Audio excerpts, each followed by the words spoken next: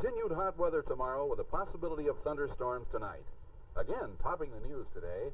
There's been some cloud buildup and lightning activity predicted in your area this afternoon.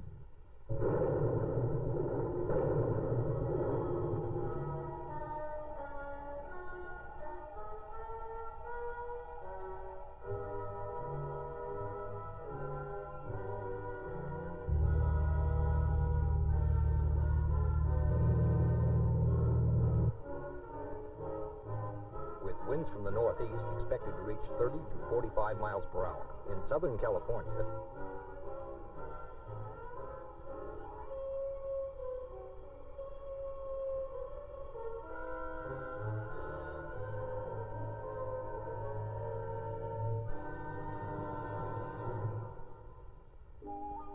California's summer and fall months are traditionally a time for vacationing, a time for traveling and camping in the great outdoors, a time to seek quiet shade on a mountainside, and a time for fires. The wildland areas teem with people cooking, smoking, romping and playing, and some even working. Ground vegetation has been baked and dehydrated by weeks of hot sun with little or no rainfall. Inevitably, there will be fires, some caused by natural phenomena such as lightning strikes, but most caused by human beings. California's fire protection problems are unique among the 50 states and probably among the worst in the world. It is the most populous state in the Union, with a network of freeways and secondary roads affording easy access to most wildland areas. It has the widest variety of topography.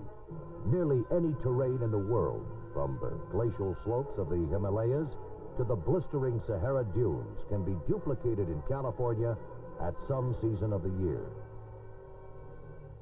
Heavy winter rain and spring snowmelt foster a heavy growth of wild ground cover. Then, abruptly, come months of much sunshine and little moisture. Vegetation dries to the consistency of gunpowder, and the fire season is upon us. The hazard is further augmented, usually in September, by strong, drying winds. The problem is particularly acute in Southern California, where the Santa Anas blast in from the northeast in 3 or 4 day cycles. Velocities may reach up to 70 miles per hour, and any spark is a potential holocaust. Small wonder that wildland fire protection agencies statewide respond to more than 40,000 alarms a year. Fortunately, very few of this number ever grow to more than 10 acres in size. That they do not is due to a coordinated system of detection and communication among fire agencies, providing fast initial attack by ground or air forces, or both when required.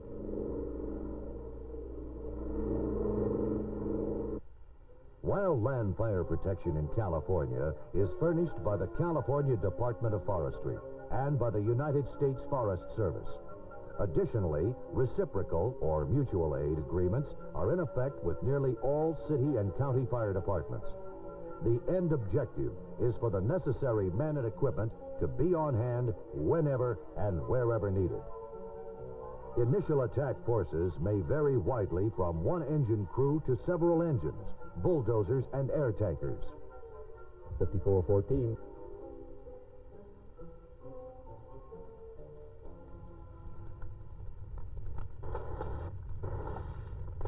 This is probably initial attack in its most basic form. One man with one back pump. The fireman was en route somewhere on other business when he spotted the fire in its first stage and took prompt and effective action. Had he judged the fire to be beyond his capabilities, he would have reported this to the dispatcher, and more forces would have been quickly underway.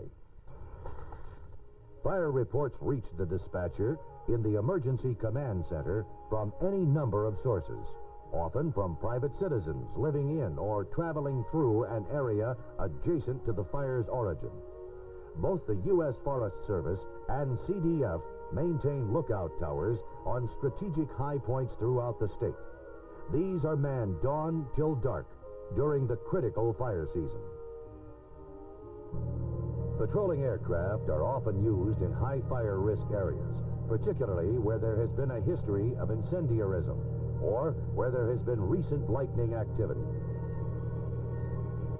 The concept of initial attack is the dispatch of a pre-planned level of forces necessary to contain a fire without significant increase in forces within the first 2 hours, and where full control is expected by 10 a.m. the following day.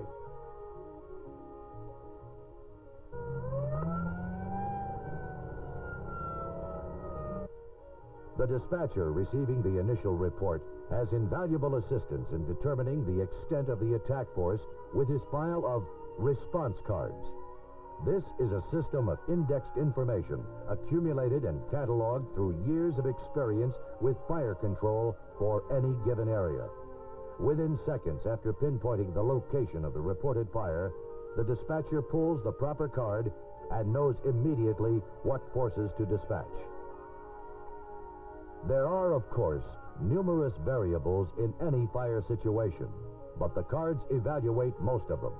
The type of terrain and accessibility to it, the type of fuel in that area, the burning index for that particular day, whether hot, dry, and windy, or cool and cloudy.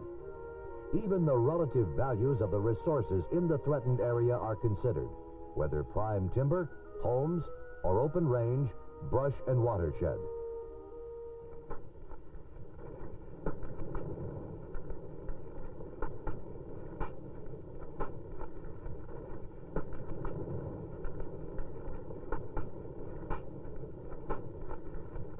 Obviously, this was not a fire that could be handled by a man with a back pump, nor even one that could be controlled at the initial attack stage. The primary problem was one of steep and inaccessible terrain, making approach by fire engines impossible, and attack by hand crews time-consuming and dangerous. Air attack provided the best solution to slowing down the fire until ground personnel could fight their tedious way in for the final control.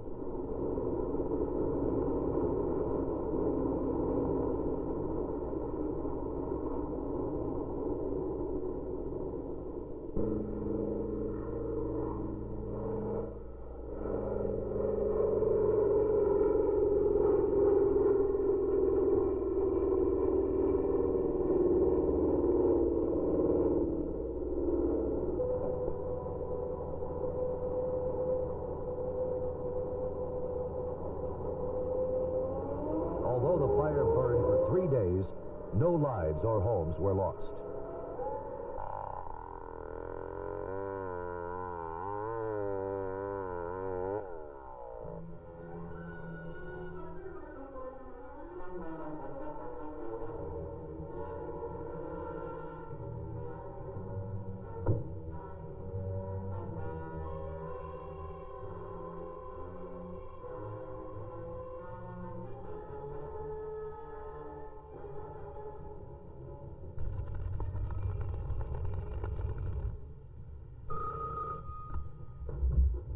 Emergency fire dispatch, 1440.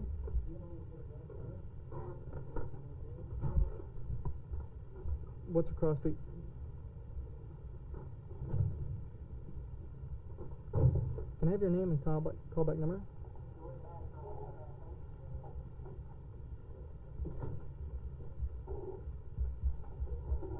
Dispatch area C7.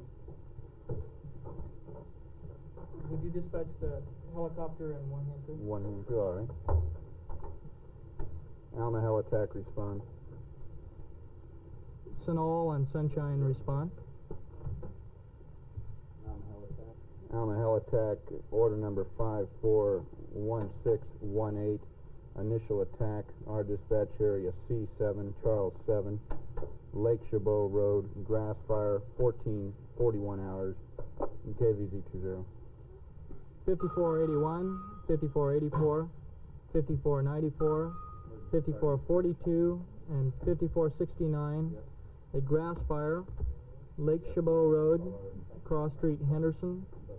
dispatch area C7.